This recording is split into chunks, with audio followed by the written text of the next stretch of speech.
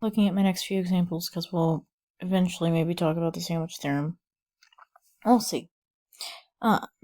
So it says we need to evaluate the limit of smiley face approaching 0 of sine of smiley face divided by smiley face. If you notice, it's basically the same thing of what we just did up here because, well, sine of x divided by x was 1. So guess what? Sine of smiley face divided by smiley face is also just 1. Surprise!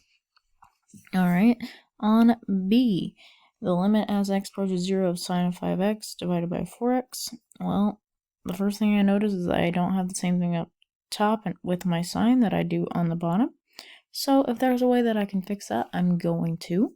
So I notice that they at least both have an x, but my numerator has a 5x and my denominator is a 4x. So, because I want my top to match my bottom, and there's nothing that I can do to get this 5 out of here, what I'm going to do is I'm going to have to change this denominator to having a 5. So, since I want to put a 5 down here, I also want to put a 5 up here, because what I do to the bottom, I have to do to the top. That way, I'm really just multiplying by a factor of 1. Alright, so now I'm going to have the limit as x approaches 1 of 5 sine of 5x divided by 5 times 4 times x. Well, rearranging these, I can just have 5 times x times 4 instead. And so now my 5x and my 5x are on top and bottom. So we know that that whole thing of sine of 5x divided by 5x should go to 1. So really, all I've got left is 5 over 4. Okay, finally, this last one, I've got the limit as x approaches 0 of sine x divided by 5x squared plus x.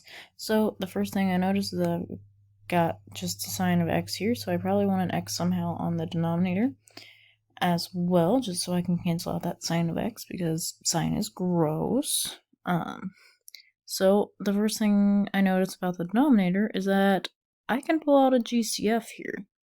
So if I pull out a GCF, greatest common factor, I'm going to have the sine of x all over now x times the quantity of 5x plus 1.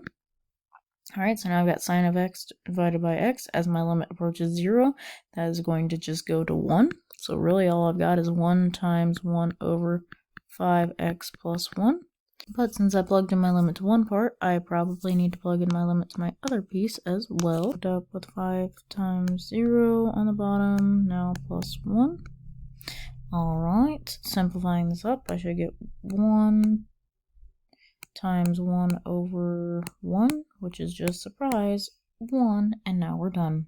Have a great day. I will see you guys tomorrow.